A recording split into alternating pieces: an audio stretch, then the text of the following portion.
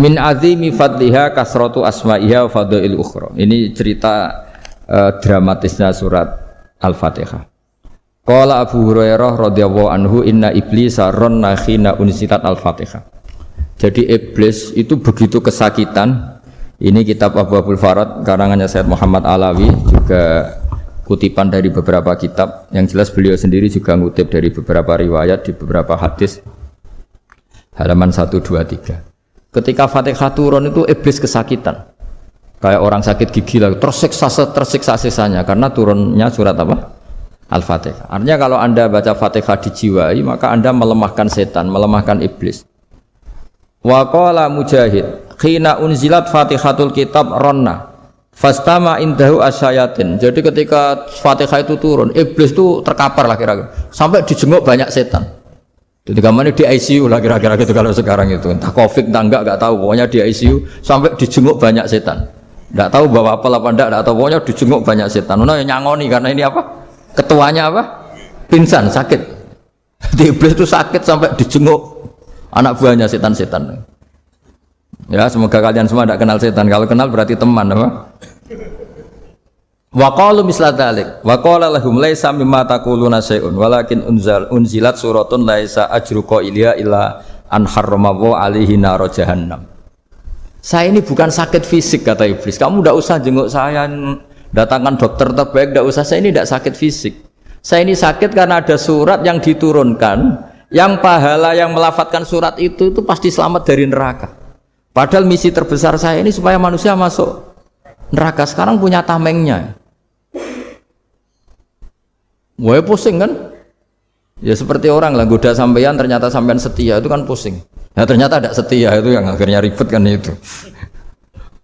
Jadi iblis itu cita-cita terbesarnya kan semua orang itu masuk neraka. Nah sekarang turun satu surat yang gara-gara surat itu siapapun yang baca dijamin selamat dari neraka. Jadi walakin unzilat suratun laisa ajru qailiha illa an harramahu alaihi nar jahannam. Karena jadi dia shock lah itu, kalau orang di Jawa itu bilang shock. Aduh sial nasib saya ini umat nggak bisa saya goda lagi karena punya tamengnya tadi punya. Qad batala kaidukum wa makrukum. Rekayasa kalian sekarang itu tidak ada gunanya semua. Nah, ini alhamdulillah di Indonesia kelihatan kan banyak yang miskin, banyak yang susah. Tapi selagi mereka masih sholat, tuh keinginan mencari halal itu masih tinggi. Kayak apa kita di tengah kota, jauh dari anak istri, jauh dari tetangga. Biasanya kalau orang jauh dari anak istri, tetangga kan sakar PDW. Tapi yang soleh masih banyak, sudah jauh dari keluarga tetap lurus. Loh kalau yang dekat lurus kan wajar, konangan wong akeh kan. Ini sudah jauh masih lurus. Nah ini nggak lepas dari barokahnya surat apa? Surat Fatihah tadi. Jadi karena ada surat yang menjamin pelafalnya atau qailiha terbebas dari api neraka. Wa qalat as-sayatinu lahu is ayyusai'in ta'muruna ya maulana. Faqala lahum idhabu wajtahidu hatta tukhfilu qulubahum hatta la yaqulu hadhihi surah. Lalu kita gimana? Jari para setan itu. Lalu kita gimana? Terus kata iblis, sudah bikin mereka lupa sehingga tidak baca lagi. Selagi masih baca kita pasti keok. Jadi kalau sampean sudah jarang baca Fatihah itu berarti sudah bagian dari kemenangan apa? Iblis. Jadi kalau sampean sudah jarang baca Fatihah itu berarti bagian dari kekalahan Anda, kemenangan iblis. Nah, ketika Fatihah itu sebegitu keramatnya, sebegitu topnya, itu setan rapat, singkat cerita itu yang tadi dipimpin oleh iblis yang sedang terkapar apa? Terus tali obatnya nggak ada, cuma dia shock karena ada surat yang turun yang melafatkan itu pasti selamat dari apa? Neraka. Nah ini gimana saran Anda? Terus sarannya adalah bikin orang-orang itu lupa tidak baca Fatihah. Nah ini rapatnya iblis. Idhabu wajtahidu hatta tukhfilu qulubahum hatta la yaqulu hadhihi surah. Kala yuksiru qira'ataha wa la yakunu lahum ajrun wa thawabun bal yakunu lahum adzabun wa iqabun. Jadi saya mohon selama ini Anda sudah baca, tapi mungkin hanya rutin saja. Napa rutin saja? Tapi barokahnya ngaji ini kamu punya kekuatan atau punya semangat membaca karena ini surat yang luar biasa. Ibarat gini, kalau sampean tanya, saya juga sering mikir, masa Gus hanya surat kok punya kekuatan seperti itu? Di dunia ini kata Allah, mulai Nabi Adam sampai kiamat, nggak ada yang bisa menandingi kekuatan kalimah. Kalimah itu kata-kata.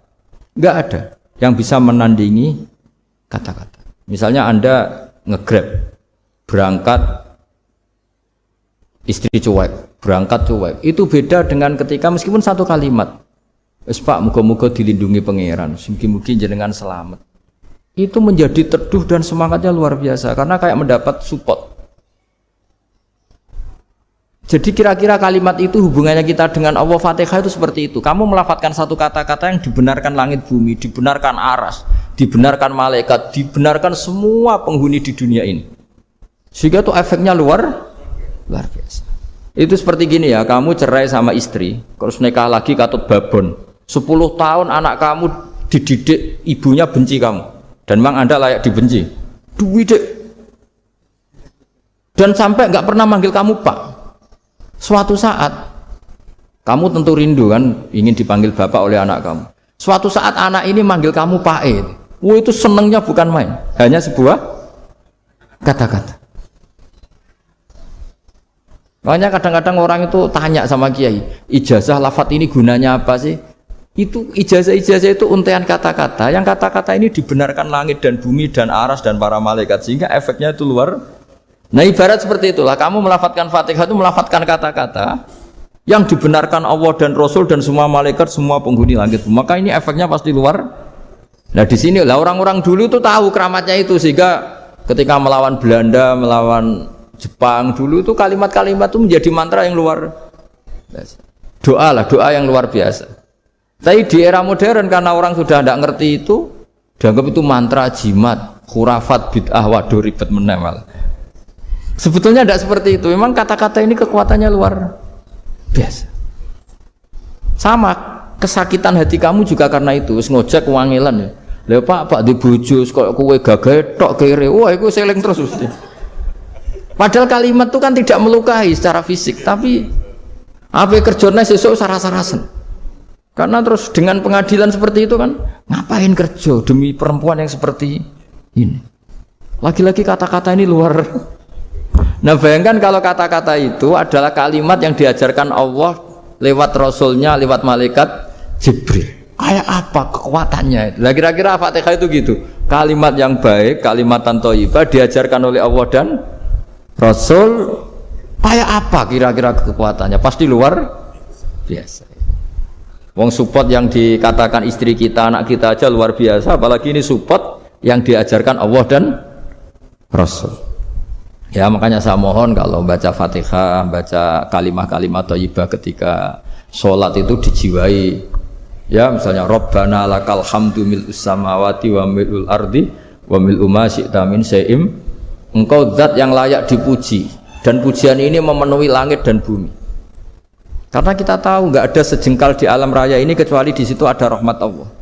Misalnya kamu bisa lewat sampai rumah saya, kamu mungkin anggap biasa saja. Coba kalau ngalami likuifaksi, tahu-tahu bumi ini ambles, bisa ngelewati yang likuifaksi itu luar.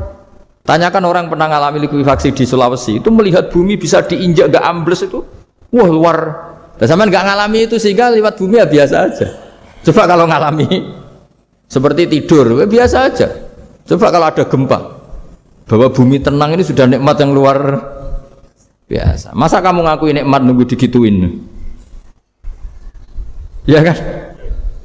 Nah, makanya baca Fatihah dijiwai lah, bahwa ini kalimat yang luar biasa. Saya teruskan ya. Warwa Muslimun fi sahihihi an Ibnu Abbas radhiyallahu anhuma annahu qala bainama Jibril alaihi salam qaidun dan Nabi sami anaqidan min fawqi fa fa'aru saufa qala hadza babun minas sama futihal yauma lam yuftah qaddu ilal yaum fa nazala minhu malakun fa qala hadza malakun nazala ilal ardi wa lam yanzil qaddu ilal yauma fasallim wa qala absyir binuraini qad uti tahuma lam yu'tahuma nabiyyun qablak Fatihatul kitab wa khawatimu suratil baqarah. Jadi suatu saat Jibril ini jagongan lah kira-kira gitu sama Rasulullah. Tahu-tahu langit itu gemuruh. Langit gemuruh kata Jibril, terus semuanya ngangkat kepala ke langit. Ini pintu langit baru ini dibuka, yang sebelumnya tidak pernah dibuka seperti ini. Turunlah malaikat, yang malaikat ini pun malaikat spesial, yang nggak malaikat murahan lah kira-kira gitu. Yang nggak pernah turun ke bumi kecuali juga saat itu. Dengan penyambutan yang luar biasa, dengan semuanya tidak pernah terjadi. Hanya karena bahwa surat Fatihah. Jadi ini surat yang luar biasa, pengawalannya lewat malaikat yang spesial, nggak pernah turun di bumi kecuali saat itu. Penyambutannya juga nggak pernah seperti itu, baru seperti itu. Jadi semuanya itu spesial. Nah, kenapa ini spesial? Karena di situ ada isi puja-puji kepada Allah Subhanahu wa Ta'ala. Ada ikrar kita, alhamdulillah rabbil alamin, ar-rahmanir rahim. Ikrar ini penting. Kalau contoh paling gampang gitulah. Kamu punya istri selama ini cerewet terus. Suatu saat ngomong, "Pak, tak angen-angen ra ono wong lanang koyo sampeyan." Wah, itu langsung ndak ada lelaki sebaik engkau. Itu sampean senengnya Masya Allah. Karena ada ikrar dari seorang istri ke kamu. Nah, bayangkan kalau ikrar kita sebagai hamba diakui oleh Allah Subhanahu, maka ikrar ini akan dicatat sebagai kebaikan kita yang kita panen nanti di akhirat. Karena ada ikrar. Kita ikrar bahwa alhamdulillah rabbil alamin, kita ikrar ar-rahmanir rahim, kita ikrar maliki yaumiddin, kita ikrar iyyaka na'budu wa iyyaka nasta'in. Sampean misalnya jadi orang Indonesia, ketemu orang Indonesia yang makmur di Jerman, terus lupa Indonesia. Kamu orang Indonesia? Enggak, saya enggak orang Indonesia. Mangkel gak kira-kira? Mangkel. Karena salah ikrar kan gitu.